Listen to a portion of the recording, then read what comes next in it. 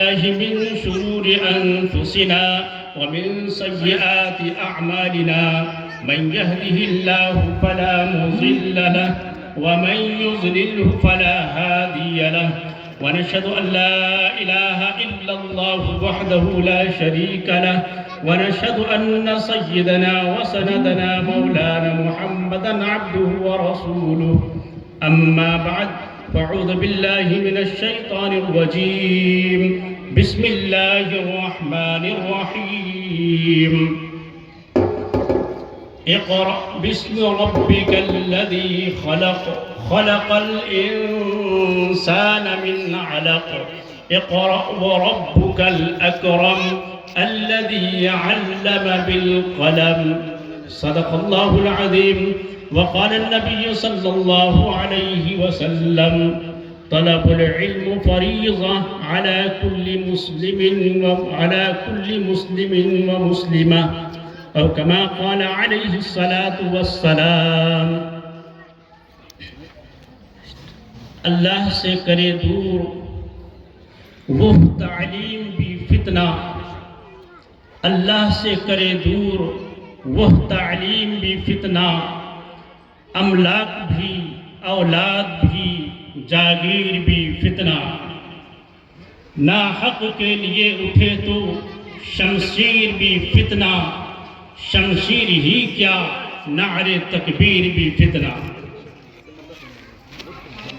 ہمارے اسٹیج پر موجود تمام علماء اکرام اور ختم اجلاس کے موقع پر دور دراز سے آئے ہوئے مہمان اعظام اور پردہ نشین مائیں اور بہنیں، اللہ رب العزت نے ہم سب کو اس موقع پر جمع فرمایا. ہم نے قرآن کریم کی آیت کریمہ کی تلاوت کی ہے، سورہ علق کی شروع کی آیت.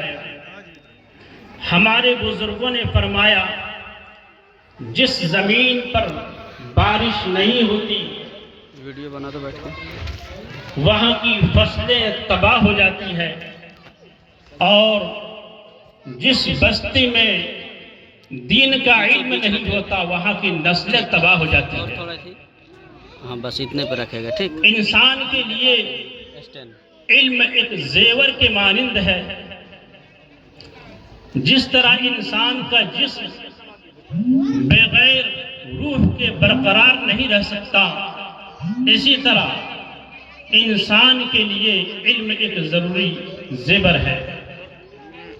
اللہ رب العزت نے سب سے پہلے قرآن کریم کا جو لفظ اتارا اقرأ، یہ وہ شبد ہے، وہ لفظ ہے جو اس بات کی جانب رہنمائی کر رہا ہے کہ انسان کے لیے دنیا میں ایک انسان کے انسانیت کے لیے علم ضروری ہے.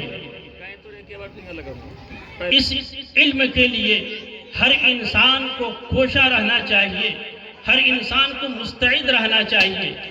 جس طرح ہماری ایک نظر دنیاوی علم کی جانب ایک نظر شدت کے ساتھ پڑتی ہے، اسی طرح ہماری ایک نظر اسلامی علوم کی جانب بھی ہونی چاہیے. ہم نے دنیاوی علوم کے جانب سے، دنیاوی علوم کے اعتبار سے ہم نے اونچے ڈگریاں حاصل کرنے کی کوشش کرتے ہیں، لیکن جس علم کو اللہ کے نبی صلی اللہ علیہ وسلم نے، اللہ کے نبی صلی اللہ علیہ وسلم پر غار حرا میں اللہ رب العزت نے اتارا اور فرمایا اقرا، اے محمد آپ پڑھیے. اللہ کے نبی نے فرمایا ما انا بقاری، میں پڑھا ہوا نہیں ہوں. دوسرے مرتبہ جبریل علیہ السلام نے پھر فرمایا پڑھیے، فرمایا میں پڑھا ہوا نہیں ہوں، ما انا بقاری، میں پڑھا ہوا نہیں ہوں. تیسرے مرتبہ جبریل علیہ السلام نے آپ کو دبایا اور فرمایا اقرا، آپ نے فرمایا اقرا بسم ربک الذی خلق. معلوم ہوا کہ علم انسان کے لیے ایک ضروری جامہ ہے، علم انسان کے لیے ایک ضروری ایک قیمتی ہتھیار ہے. انسان علم کے بغیر اس دنیا میں رہ نہیں سکتا ہے. ہمارے لیے علم ایک ضروری چیز ہے. اسی علم کے لیے ہمارے علماء نے کتنی غربت اور کتنی افلاس کے ساتھ، کتنی مشقتوں کے ساتھ غربت کو غربت نہ سمجھا، افلاس کو افلاس نہ سمجھا، اس کے باوجود بھی اس علم کے جانب کس طرح انتھک کوشش کرتے رہے۔ ہمارے سامنے ایک شخصیت کی مثال حضرت مولانا امیر المومنین شیخ الحدیث شیخ یونس رحمۃ اللہ علیہ، جو تقریباً 2027 میں ان کا انتقال ہوا۔ 2017 میں ان کا انتقال ہوا۔ حضرت شیخ رحمۃ اللہ علیہ کو اللہ تعالی نے علمی اعتبار سے وہ بلند مقام عطا فرمایا تھا، وہ اونچا مقام علم حدیث کے اعتبار سے عطا فرمایا تھا۔ ان کی غربت سے ایسی حالت تھی، اتنے پریشان کہ آپ نے اپنے وطن کو چھوڑ کر کے جب مظاہر گئے علم حاصل کرنے کے لیے، جب وہاں گئے علم حاصل کرنے کے لیے، آپ سبق کا بڑا اہتمام فرماتے تھے، مگر اسی بیچ آپ کی طبیعت اتنی ناساز ہو گئی، طبیعت آپ کی اتنی خراب ہو گئی کہ بخار سے پورا بدن آپ کا تپ رہا تھا، آپ کا بدن تپ رہا تھا۔ آپ کے استاد محترم حضرت مفتی مظفر حسین سے رحمۃ اللہ علیہ نے آپ کو اپنے قریب بلایا، فرمایا یونس لگاتار سبق میں غیر حاضری کیوں ہو رہی ہے؟ فرمایا حضرت میں 3 دن سے 4 دن سے لگ بھگ بیمار چل رہا ہوں، میرا ہاتھ میرا جسم بالکل تپ رہا ہے، ابھی بھی میرا جسم تپ رہا ہے۔ حضرت نے اپنے ہاتھ کو ان کے ہاتھ پر رکھ کر دیکھا تو واقعتاً بخار کی شدت بہت تیز تھی۔ فرمایا کیا یونس تم نے دوا لیا؟ فرمایا حضرت میرے پاس دوا لینے کی پیسے نہیں ہے، میں نے 3 دن ہو گئے آج تک میرے پاس کھانے کا کوئی نظم نہیں اور نہ ہی میرے حلق سے کوئی دانہ اترا ہے۔ یہ عالم تھا۔ حضرت استاد محترم مفتی مظفر حسین رحمۃ اللہ علیہ نے اپنے جیب سے 4 آنا نکالا، جن کے پاس صرف اتنا ہی پیسہ موجود تھا۔ آپ نے نکال کر کے فرمایا لو اس کو بغیر دودھ کی چائے بنا کر کے پی لینا۔ پھر آپ نے کسی سے 2 روپے قرض لیے اور قرض لے کر کے حضرت کو حوالہ کیا، اس سے جا کر کے دوا لے لینا۔ اور حضرت پھر چلے گئے، اس کے بعد آپ نے اس سے دوا لیا، پھر اپنا علاج و معالجہ کیا۔ تو وہ شیخ یونس جو آپ عرب جاتے تھے، آپ کی علم کا وہ عظمت کہ آپ کی وجہ سے وہاں کا ٹریفک جام ہو جاتا تھا، لوگوں کی ملاقات کرنے والوں کی ازدحام ہوتی تھی، ایک بھیڑ ہوتی تھی، وہاں کا ٹریفک جام ہو جاتا تھا۔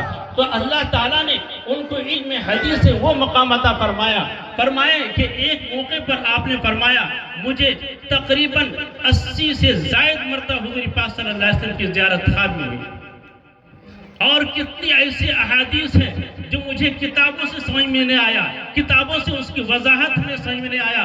ہم نے کتاب کھولا، سمجھنے کی کوشش کیا مگر مجھے سمجھ میں نہیں آیا۔ اس کے بعد جب رات کا موقع آیا، ہم نے آقا مدنی علیہ السلام کو خواب میں دیکھا، فرمایا اے اللہ کے رسول یہ آپ کا ارشاد گرامی ہے، یہ آپ کی حدیث ہے، مجھے سمجھ میں نہیں آیا۔ اللہ کے رسول صلی اللہ علیہ وسلم فرمایا مجھے اس کا مطلب سمجھا دیجیے۔ کتنے احادیث آپ نے اللہ کے رسول صلی اللہ علیہ وسلم کے عالم خواب میں سمجھا۔ تو اللہ رب العزت نے وہ مقام، علمی مقام کو بلند کیا تھا۔ اس لیے ہمارے لیے اسلامی علوم کے لیے ہمیشہ سرگرداں کوشش رہنا چاہیے۔ آج ہمارے یہ مزاج بن چکا ہے کہ دینی تعلیم کے لیے صرف اردو کی لائن سے کسی مکتب میں ڈال دیتے ہیں، 2-4 کتابیں پڑھائی ہو جاتی ہے، سمجھتے ہیں کہ ہمارا دینی تعلیم مکمل ہو چکا ہے۔ ہماری دینی تعلیم مکمل نہیں، قرآن پاک کو 1-2 مرتبہ دہرا لیتے ہیں، یہ سمجھتے ہیں قرآن پاک مکمل ہو چکا، مکمل نہیں ہوا، یہ تو ابتدائی تعلیم ہے، آگے سلسلہ بھی چلتا رہے گا۔ مگر میرا مزاج بن چکا ہے کہ اب تعلیم مکمل ہو چکی، وہاں سے اب ہم اس لائن کو ختم کر کے دنیاوی تعلیم کی جانب ڈھال دیتے ہیں۔ یاد رکھیے اللہ کے رسول صلی اللہ علیہ وسلم فرمایا ان الدین بدأ غریبا وسيعود كما بدأ فطوبى للغرباء، کہ دین کی ابتدا ایک اجنبیت سے ہوئی، یہ دین ایک دن ایسا آئے گا یہ دین اجنبی بن کے رہ جائے گا۔ آج یہ ہمارے سامنے بالکل کھلا ہے، ظاہر ہے کہ ہماری انتی کوشش اس وقت جس چیز پر ہے وہ علوم دنیا پر ہے۔ دنیاوی علوم کے جانب ہمارا رغبت بڑھتا جا رہا ہے، دینی علوم سے ہماری رغبت بالکل گھٹتا جا رہا ہے۔ اس لیے ہمیں کوشش کرنی چاہیے۔ آج اس لیے ان بچیوں کو پڑھایا جاتا ہے تاکہ اس کے تعلیم سے گھر سنور جائے، ایک محلہ سنور جائے، اس لیے ان بچیوں کو تعلیم دی جاتی ہے۔ آپ کو ایک بغداد کا واقعہ سناتے ہیں، جہاں بغداد کے اندر ایک عالمہ تھی اور اتنا علم میں راسخ تھی، مضبوط تھی، حدیث پاک کا درس دیا کرتی تھی۔ اس وقت بغداد کا وہ ماحول تھا، کوئی گھر ایسا باقی نہیں تھا جس گھر کے اندر دین کا علم اور دین کا چراغ نہ جل رہا تھا۔ وہ ایک عالمہ تھی، اللہ تعالیٰ نے ان کو اتنا علم دیا تھا کہ قرآن کریم کی ایک آیت کی ترجمہ، اس کی تشریح 10 مطالب بیان کرتی تھی، احادیث پڑھتی، اس کا ترجمہ کرتی، 10 اس کے کئی معنی بیان کرتی تھی۔ وہ علم عطا فرمایا تھا۔ بغداد کے علماء ان سے ایک مرتبہ کئی سوالات کیے، مگر اس کا علم اتنا زیادہ تھا کہ علم اعتبار سے بلند ہو جائے کرتی تھی۔ اس لڑکی کے جانب سے یہ کوشش تھی، جس کا علم ہم سے زیادہ ہوگا میں اس سے نکاح کروں گا۔ اس کی کوشش یہ تھی، جس کا علم ہم سے زیادہ بڑھ جائے گا میں اس سے نکاح کر لوں گا۔ مگر یہ پتہ کیسے چلے؟ ایک طریقہ بنایا گیا کہ علماء آتے تھے اور یہ لڑکی پردے میں بیٹھتی تھی، علماء آتے تھے، سوالات جوابات کرتے تھے، دونوں طرح سے سوال و جواب کا سلسلہ قائم ہوتا، بالآخر اس لڑکی کا علم بڑھ جاتا تھا۔ اتنا علم اللہ تعالیٰ نے عطا فرمایا۔ یہ سلسلہ لگ بھگ 6 مہینے تک مسلسل چلتا رہا۔ علماء بغداد آتے رہے، اس لڑکی سے سوال جواب ہوتا رہا۔ مسلسل سوال جواب کے بعد بھی اس لڑکے کا علم بڑھ جاتا تھا۔ اللہ رب العزت اتنا اونچا علم عطا کیا تھا۔ وہ لڑکی دیکھتی ہے کہ ہم سے علمی اعتبار سے کوئی آگے بڑھ نہیں پا رہا ہے، تو دوسری شرط رکھتی ہے۔ دوسری شرط یہ باندھتی ہے کہ ہم سے نکاح وہی کرے گا اور میں اسی سے نکاح کروں گا جو علم فقہ کے اوپر کوئی مقالہ لکھ دے، کتابی شکل میں۔ آج بھی ہمارے اسٹیج پر مفتیان اکرام موجود ہیں، جانتے ہیں، بدائع الصنائع کی کتاب کے نام سے مشہور ہے۔ علامہ ضیاء الدین ابو بکر الکاسانی کی لکھی ہوئی کتاب ہے، علامہ ضیاء الدین اس طرح کی لکھی ہوئی کتاب ہے۔ وہ کتاب لکھ کر کے ان کی خدمت میں پیش کی گئی۔ اس لڑکی نے اس کتاب کو دیکھی، اس کا مطالعہ کیا، اس کا مقالہ بہت ہی پسند آیا۔ بالآخر ان دونوں کے درمیان نکاح کا سلسلے کا سلسلہ شروع ہو جاتا ہے۔ نکاح کا سلسلہ اب شروع ہوا۔ اس کے بعد اس عالم کا نکاح اس عالمہ سے ہو جاتی ہے۔ جب اس کا نکاح ہو گیا، اب بغداد کے اندر کسی بھی فتوے کا اس وقت تک اعتبار نہیں جب تک کہ ان دونوں میاں بیوی کا دستخط اس فتوے پر نہ ہو جائے۔ اگر کسی ایک کا ہو تو فتویٰ کو ادھورا سمجھا جاتا تھا، لیکن جب دونوں میاں بیوی کے دستخط اس فتوے پر ہو جاتا تھا، اس کے بعد اس فتوے کا پورے بغداد میں جاری کر دیا جاتا تھا۔ یہ اونچا علم اللہ رب العزت نے انہیں عطا فرمایا تھا۔ اس لیے اس ہمارے دور حاضر کے اندر اس مدارس کی شکل میں علم دین کو سجایا گیا تاکہ لوگ آئیں، اپنے علمی کاوشوں کو، علمی پیاس کو بجھائیں۔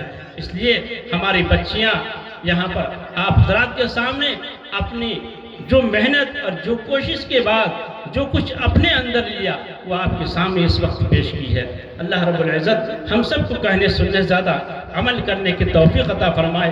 وآخر دعوانا ان الحمدللہ رب العالمین۔